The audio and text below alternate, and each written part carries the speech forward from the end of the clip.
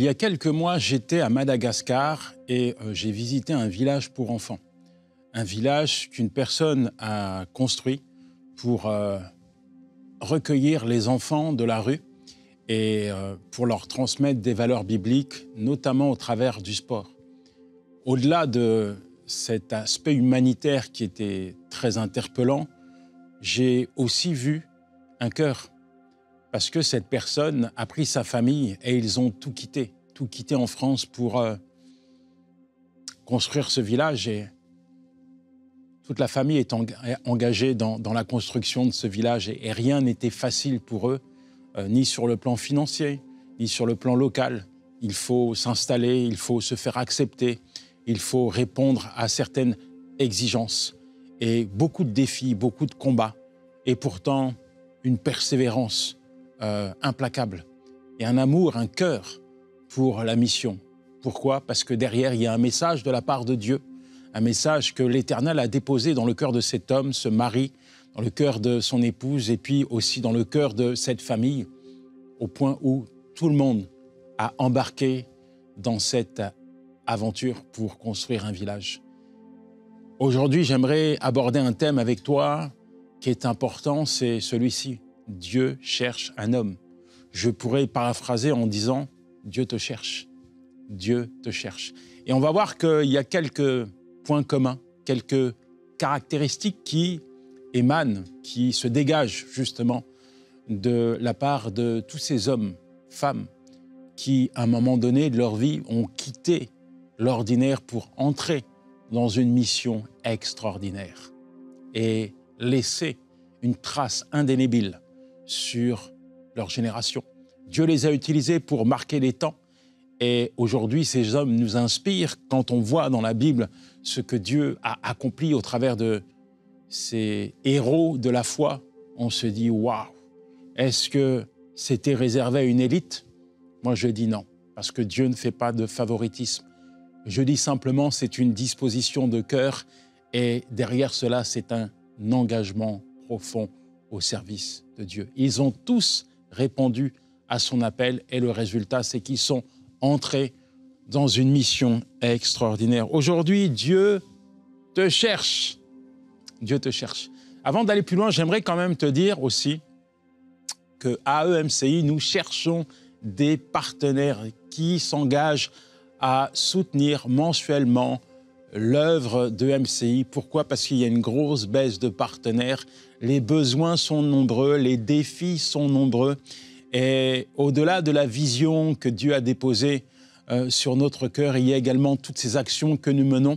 Et nous savons que Dieu utilise des gens pour accomplir la vision de MCI. Et je veux t'encourager à faire partie de cette formidable aventure que Dieu est en train d'écrire actuellement dans notre ère, notre siècle, où on a tellement besoin d'entendre le message de l'Évangile, tellement besoin de toucher les foyers, de toucher ceux qui ne connaissent pas le Seigneur. Et cette œuvre doit s'accomplir au travers de nous, mais également au travers de toi. Alors que Dieu dispose ton cœur pour répondre à cette demande et que tu deviennes un partenaire mensuel. Tu as toutes les informations qui s'affichent à cet écran. Mon premier point, c'est Dieu cherche un homme qui se tienne à la brèche.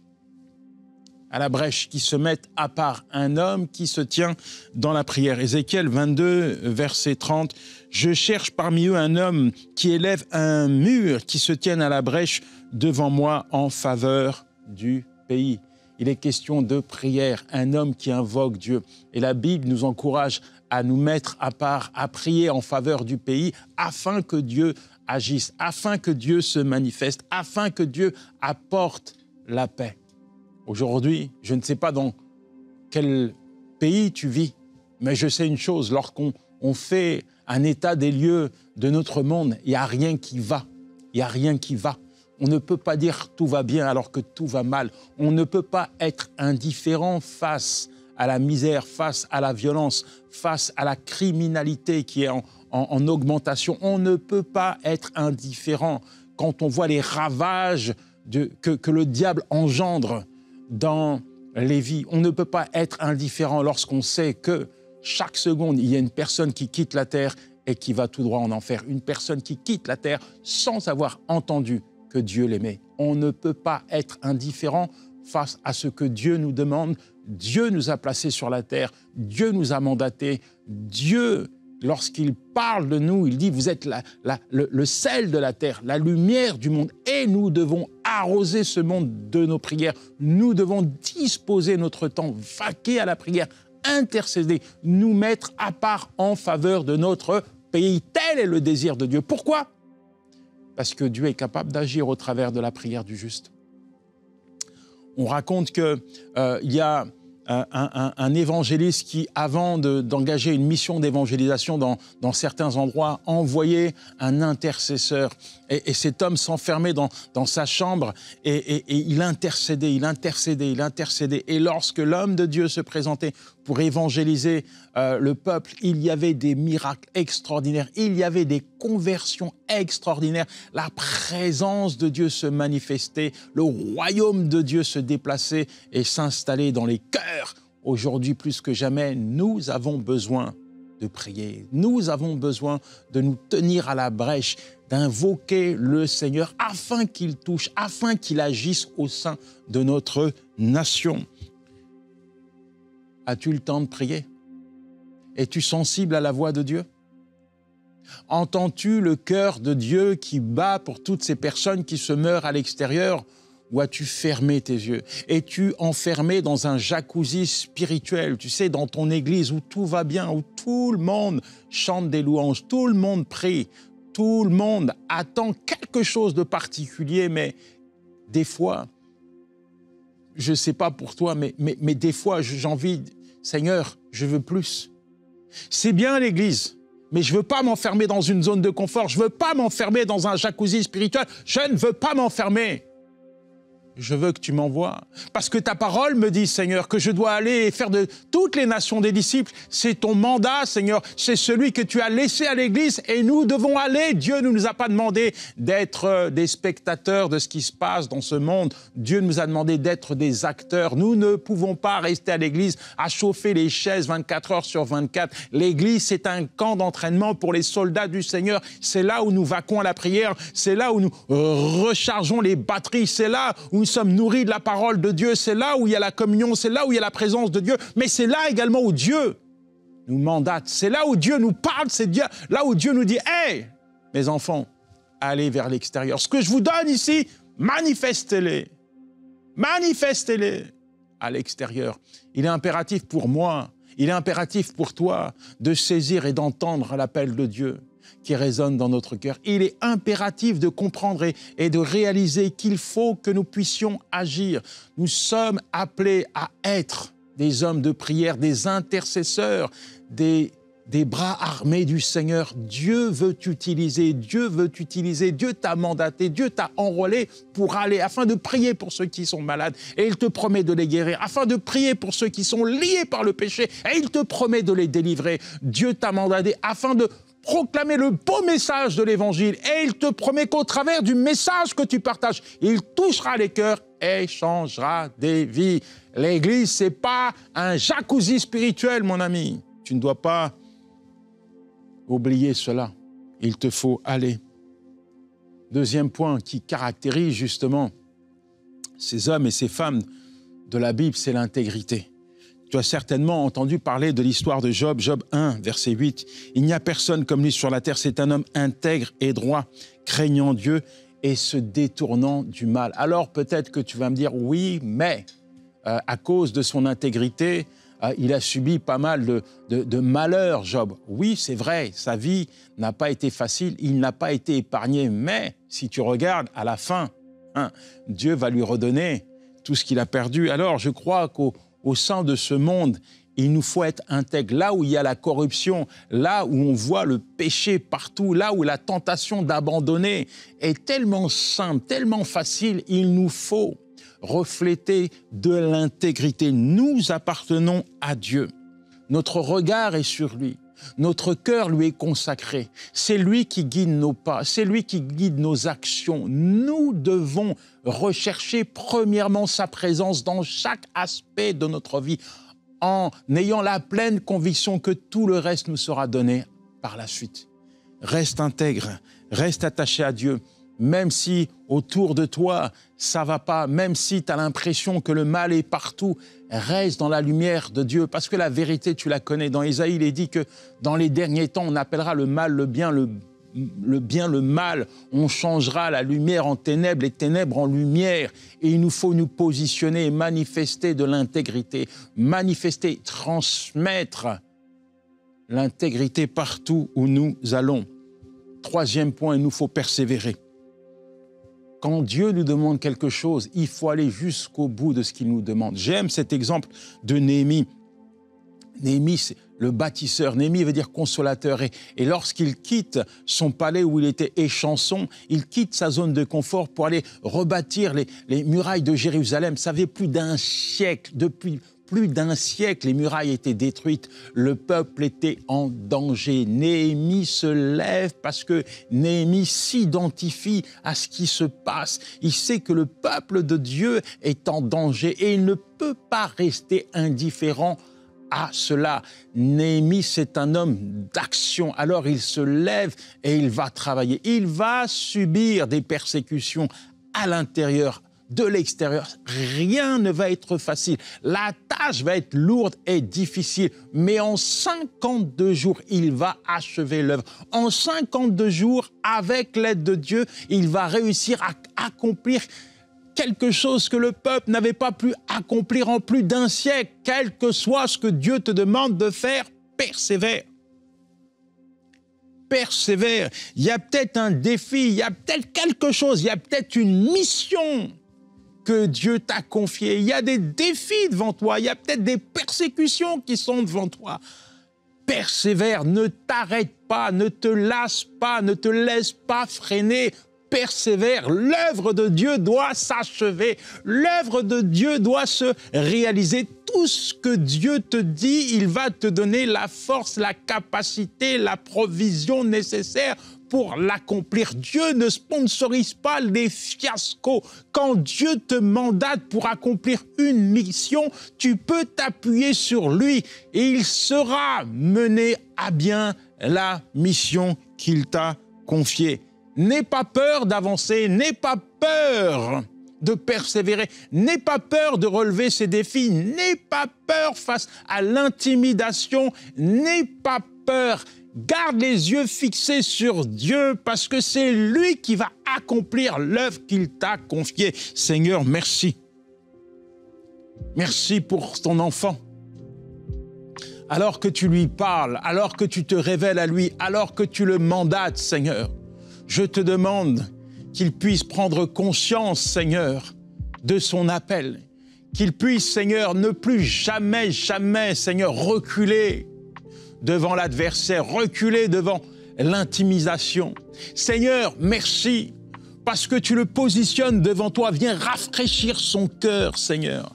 Viens renouveler sa vision, Seigneur. Qu'il puisse comprendre, Seigneur, pourquoi, Seigneur, tu lui as parlé. Qu'est-ce que tu attends de lui, Seigneur? Tu es grand, tu es merveilleux, tu connais, tu es souverain, Seigneur.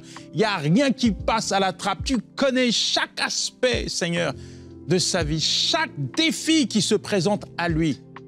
Et tu vois la mission que tu lui as confiée.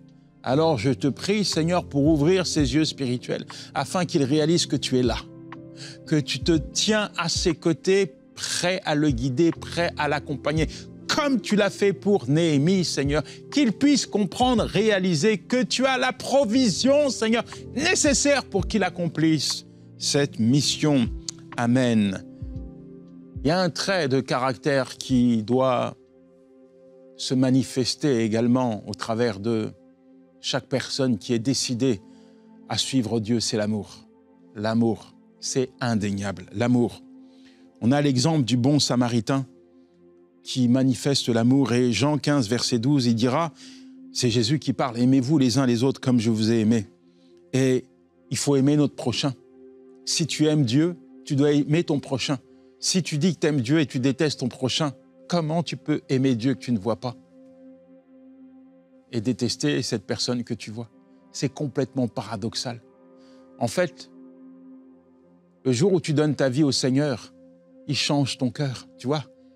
Il te donne un cœur pour aimer, un cœur imprégné de son amour, un cœur qui est capable, qui est en capacité de manifester son amour. Il n'y a rien de pire que d'être en porte-à-faux avec la manifestation de l'amour de Dieu. Il n'y a rien de pire que de voir une personne dotée de dons, de talents, mais incapable d'aimer. Incapable d'aimer. Il y a des gens qui ne sont pas qui n'ont pas de grande capacité oratoire. Il y a des gens qui se manifestent juste par de l'amour. Les témoignages sont tellement puissants, tellement forts, tellement impactants lorsqu'ils émanent, lorsqu'ils proviennent de l'amour d'une personne. C'est ce que ce bon Samaritain a manifesté, de l'amour vis-à-vis de son prochain. Ce bon Samaritain a manifesté de l'amour. Mais aujourd'hui, plus que jamais, en tant que chrétiens, nous sommes appelés à manifester de l'amour. Alors, ça ne veut pas dire aimer simplement ceux qui nous ressemblent, c'est également aimer ceux qui ne nous ressemblent pas. Ceux qui ne nous ressemblent pas. Il faut que tu réalises, il faut que tu comprennes aujourd'hui que Dieu te cherche, pas pour te faire plaisir, Dieu te cherche pour t'utiliser, Dieu te cherche pour toucher d'autres personnes, Dieu veut t'utiliser comme un instrument entre ses mains. Dieu veut se manifester au travers de toi et l'un des traits qui caractérisait ces hommes et ces femmes qui ont été utilisés par Dieu, c'est l'amour. Tu peux avoir toutes les capacités nécessaires, tout l'argent nécessaire, tout ce que tu veux, si tu n'as pas l'amour, tu n'es rien. 1 Corinthiens 13, moi je prends le temps de te lire ce texte. Quand je parlerai les langues des hommes et des anges, si je n'ai pas la charité, je suis un airain qui résonne ou une cymbale qui retentit. Et quand j'aurai le don de prophétie, la science de tous les mystères et toute la connaissance, quand j'aurai même toute la foi jusqu'à transporter des montagnes, si je n'ai pas la charité, je ne suis rien. Et quand je distribuerai tous mes biens pour la nourriture des pauvres, quand je livrerai mon corps pour être brûlé, si je n'ai pas la charité, cela ne sert à rien. La charité est patiente, elle est pleine de bonté. La charité n'est point envieuse. La charité ne se vante point. Elle ne s'enfle point d'orgueil. Elle ne fait rien de malhonnête. Elle ne cherche point son intérêt. Elle ne s'irrite point. Elle ne soupçonne point le mal. Elle ne se réjouit point de l'injustice. Mais elle se réjouit de la vérité. Elle ausculte tout. Elle croit tout. Elle espère tout. Elle supporte tout. La charité ne périra jamais. Aimer Dieu, mépriser son prochain, complètement paradoxal. Dire qu'on aime Dieu et croiser quelqu'un qui ne le connaît pas et garder enfoui en nous ce que Dieu nous demande de partager, complètement paradoxal comme attitude. Quand on appartient à Dieu, on comprend qu'il n'y a plus rien qui nous appartient. Mes mains, Seigneur, tu les utilises pour aller toucher les lépreux, toucher ceux qu'on considère comme les rebuts de la société, toucher les perdus, toucher ceux qui ne me ressemblent pas. Ma bouche, Seigneur, tu l'utilises pour parler à ceux à qui tu veux parler. Parler à ceux à qui tu veux partager un message. Mes pieds, Seigneur, tu les utilises pour aller dans des endroits où personne ne veut mettre les pieds. Mon cœur, tu l'utilises, Seigneur, afin que ceux qui ne te connaissent pas puissent entendre ton cœur au travers du mien. Seigneur, mon corps, tu l'utilises, Seigneur, comme tu le souhaites, comme tu le veux. Je ne suis qu'un vase, Seigneur, que tu remplis. Je ne suis qu'un vase, Seigneur, que tu remplis de ton amour, de ta puissance, Seigneur. Je ne suis qu'un instrument que tu utilises, Seigneur, à bon escient pour toucher et changer les vies.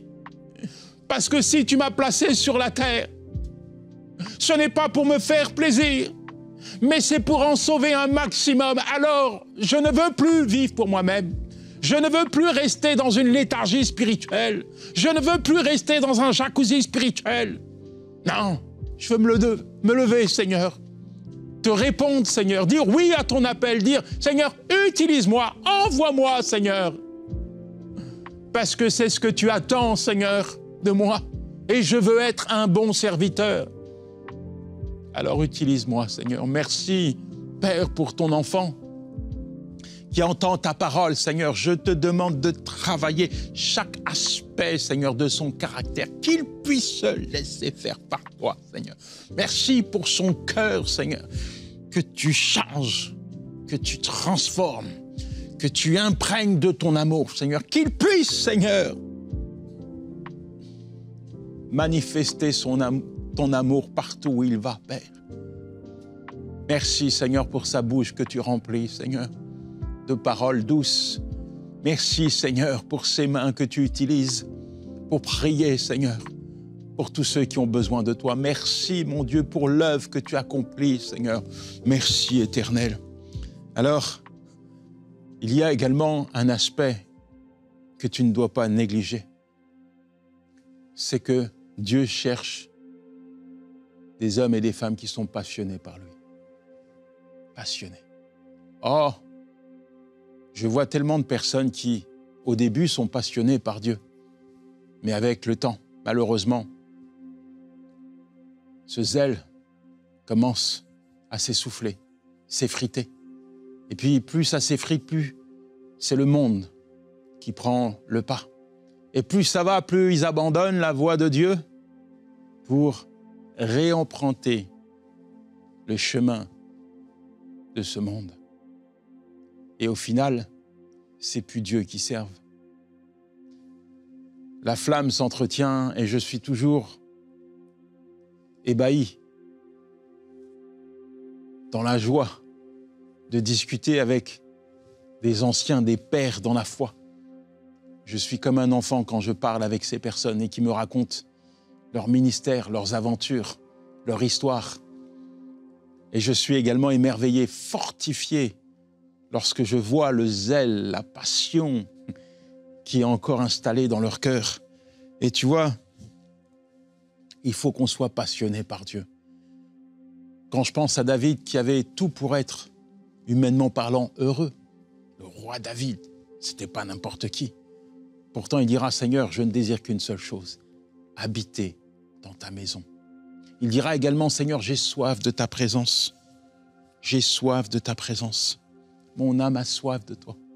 C'est comme s'il disait au Seigneur, tu es mon essentiel.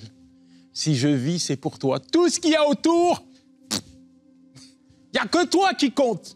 Je suis passionné par toi, passionné par toi. Seigneur, permets que chaque jour, je puisse contempler tes merveilles. Chaque jour, je puisse me tenir dans ta présence parce que ce n'est pas l'or et l'argent de ce monde qui mettra la paix que tu mets dans mon cœur. La paix que tu mets dans mon cœur n'a aucune valeur. Ta présence dans ma vie n'a pas de valeur. Ta présence dans ma vie est la chose la plus précieuse que je veux entretenir, cultiver, chérir au quotidien. Mon âme a soif de toi. Peu importe le temps, peu importe les années, ne laisse pas ce monde ternir ta passion pour Dieu. Ne laisse pas le monde étouffer ton zèle pour Dieu. Un homme disait, je me mets en feu pour Dieu afin que le monde puisse me voir brûler pour mon Dieu. Est-ce que tu brûles encore pour Dieu? Est-ce que tu brûles encore pour Dieu? Est-ce que tu es toujours fidèlement engagé à l'Église? Est-ce que tu es toujours engagé dans ton service? Ou est-ce que tu es en train de démissionner? Ou est-ce que tu as démissionné? Est-ce que tu as rétrogradé? Est-ce que tu as déserté l'œuvre de Dieu? Où en es-tu avec Dieu? Lis-tu encore la Bible? Pries-le-tu encore? Est-ce que tu le pries encore? Est-ce que tu l'invoques encore? Est-ce que tu te tiens à la brèche encore? Où en es-tu dans ton parcours avec Dieu? Est-ce que Dieu est toujours à 300% dans ton cœur? Ou as-tu négligé sa présence? Il faut que tu sois passionné par lui. Il est ton essentiel. Seigneur, merci pour ton enfant. Je sais que tu as quelque chose à faire dans sa vie. Alors je te demande de venir raviver son zèle et sa passion, qu'il puisse comprendre aujourd'hui que tu es là, qu'il puisse réaliser aujourd'hui que tu l'appelles. Comme tu l'as dit, Seigneur, dans Ésaïe 6, verset 8, j'entendis la voix du Seigneur qui dit, « Qui enverrai-je? Qui marchera pour nous ?» Ésaïe répondit, « Me voici, envoie-moi. » Comme tu le dis dans ta parole, tu nous appelles aujourd'hui, tu l'appelles aujourd'hui. Et nous voulons te répondre, nous voici, Seigneur. Envoie-nous, utilise-nous, nous voici, Seigneur. Demandons pardon, mon Dieu. Pardon si nous avons négligé ta présence. Pardon si nous avons tourné le dos à ton appel. Pardon si nous avons fermé les yeux face aux réalités que tu nous voulais nous montrer. Pardon si nous avons négligé un aspect, Seigneur. Bâclé un aspect, Seigneur, de notre relation avec toi. Nous demandons pardon, Seigneur. Si nous avons laissé les choses de ce monde, Seigneur, fut-il et passagères, s'installer et prendre beaucoup de place dans notre cœur, te demandons pardon, Seigneur. Pardon, parce que nous réalisons aujourd'hui que si nous sommes là, c'est simplement parce que tu le souhaites, parce que tu nous as mandatés, parce que tu as une mission à accomplir, simplement parce que tu veux nous envoyer, Seigneur, afin de partager ton beau message à ceux qui ne te connaissent pas, parce que tu veux nous envoyer, Seigneur, afin, Seigneur, de te faire connaître à ceux qui ne te connaissent pas. Alors nous sommes prêts, Seigneur, à te dire oui, nous sommes prêts à tout sacrifier, à renoncer, Seigneur, à tout pour te suivre, Seigneur. Oh, Père de gloire, fais ton œuvre dans notre vie, fais ton œuvre, Seigneur, maintenant. Seigneur, je prie, Seigneur, pour que les changements, Seigneur, puissent s'opérer à présent dans la vie de ton enfant. Qu'à partir de maintenant, Seigneur, une transformation, Seigneur, puisse s'opérer dans sa vie. Qu'à partir de maintenant, son cœur puisse être changé, sa mentalité, Seigneur, puisse être changée, qu'à partir de maintenant, sa vision puisse être changée, qu'à partir de maintenant, Éternel, sa vie tout entière, Seigneur, te soit dédiée. Oh, merci, Seigneur, parce que l'œuvre que tu vas accomplir dans sa vie, Seigneur, elle est particulière. Merci parce que tu l'as mandaté, Seigneur, pour accomplir quelque chose de spécifique. Et je sais que tu vas le faire et que maintenant, Seigneur, qu'il a pris les décisions nécessaires, Seigneur, pour répondre à ton appel, tu vas l'accompagner et lui donner la force, la capacité, les ressources nécessaires pour accomplir ta volonté dans sa vie. Dans le nom de Jésus. Amen, amen et amen. Que le Seigneur te bénisse, mon ami. Il n'y a rien de plus beau, il n'y a rien de plus extraordinaire, il n'y a rien de plus magnifique pour un homme que de connaître Dieu et d'être à son service. À bientôt. Ciao.